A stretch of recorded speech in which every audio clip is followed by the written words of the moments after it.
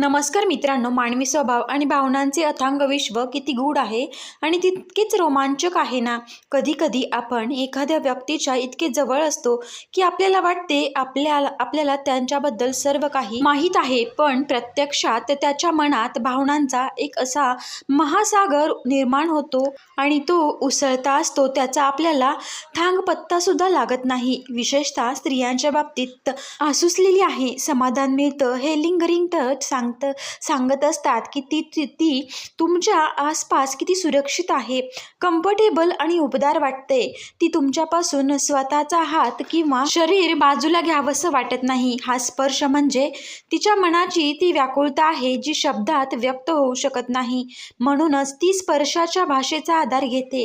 हे छोटे छोटे स्पर्श एक मोठी कथा सांगत असते जी फक्त तुम्हालाच वाचता यायला हवी. मित्रांनो, हे संकेत तर फक्त एका मोठ्या वादळापूर्वीची शांतता आहे, पण खऱ्या अर्थाने ती तुमच्यासाठी किती व्याकुळ झाली आहे हे तुम्हाला तेव्हाच समजतं जेव्हा ती संवादाची एक अशी सीमा ओलांडते जिथे शब्दांची किंमत कमी होते आणि भावना अधिक. मित्रांनो, पुढचा संकेत म्हणजे जो तुम्हाला अधिक सूक्ष्मपणे आणि स्पष्ट दिसेल तो म्हणजे तिथे स्वतःच्या शरीराकडे तुमचे लक्ष वेधणे. जेव्हा एखादी स्त्री तुमच्यासाठी मनातून आसुसलेली असते तेव्हा तिच्या देहबोलीचा वापर करून ती तुमचे लक्ष वेधून घेण्याचा प्रयत्न करते.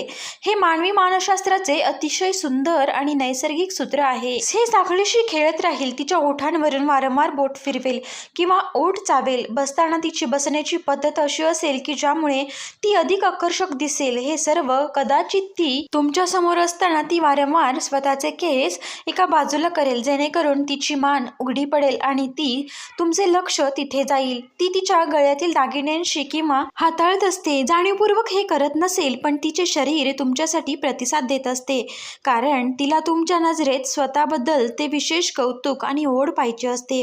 तिचं शरीर तुम्हाला मूकपणे सांगत असतं की तुझं प्रेम हवं आहे. जेव्हा ती स्वतःच्या शरीराकडे अशा प्रकारे तुमचं लक्ष वेधते तेव्हा ती सुप्तपणे तुम्हाला तिच्याजवळ येण्यासाठी आणि तिच्याकडे आकर्षित होण्यासाठी एक प्रकारचे निमंत्रण देत असते. आणि शेवटचा सर्वात प्रभावशाली संकेत म्हणजे तीव्र नजरेचा खेळ. हा खेळ फक्त साध्या डोळ्यात पाहण्यापुरता मर्यादित नसतो, तो आपल्या पलीकडचा असतो आणि ती तुमच्याकडे अशा नजरेने पाहते की जर तिला तुम्हाला खूप काही सांगायचं आहे पण शब्द अपुरे पडत आहेत. जेव्हा तुमची नजर तिच्या नजरेला भिडते तेव्हा ती लाजून नजर चोरते, तसेच एक गूढ अर्थपूर्ण आणि हलकं स्मितहास्य देऊन तिथेच थांबते. तिच्या नजरेत एक प्रकारची मागणी असते, एक प्रकारची व्याकुळता आणि ओढ असते. तुम्ही जर नीट पाहिलं तर तुमच्या लक्षात येईल की तुमच्याकडे पाहताना तिच्या डोळ्यांच्या बाहुल्या थोड्या मोठ्या झालेल्या असतात. ही एक नैसर्गिक प्रक्रिया आहे जी केवळ तीव्र आकर्षण आणि ओढ असल्यावरच हे शरीरात घडते. तिची ही नजर तुम्हाला क्षणभर अस्वस्थ करू शकते, तुम्हाला विचार करायला लावू शकते, पण ती अस्वस्थता तुम्हाला तिच्याकडे अधिक वेगाने खेचून घेते. हे सर्व संकेत जेव्हा एकत्र येतात तेव्हा समजून जा की ती स्त्री तुमच्यासाठी फक्त साध्या प्रेमानेच नाही तर एका अनामिक, तीव्र आणि मनातून आलेल्या ओढीने व्याकुळ झाली आहे. मित्रांनो, नातं कोणतंही असो त्यातील सुंदर आणि पवित्र भाग हा आहे शब्दांशिवाय व्यक्त होणाऱ्या त्या तीव्र भावनांचा असतो. जर तुम्हाला तुमच्या आयुष्यातील त्या खास व्यक्तीमध्ये हे संकेत दिसत असतील तर समजा की तुम्ही जगातील सर्वात नशीबवान व्यक्तींपैकी एक आहात, कारण आजच्या या धावपळीच्या आणि कृत्रिम जगात कोणाच्या तरी मनामध्ये आपण आकर्षणाचे तीव्र व्याकुळता अशी ओढ निर्माण होणे ही खूप दुर्मिळ आणि मोठी गोष्ट आहे.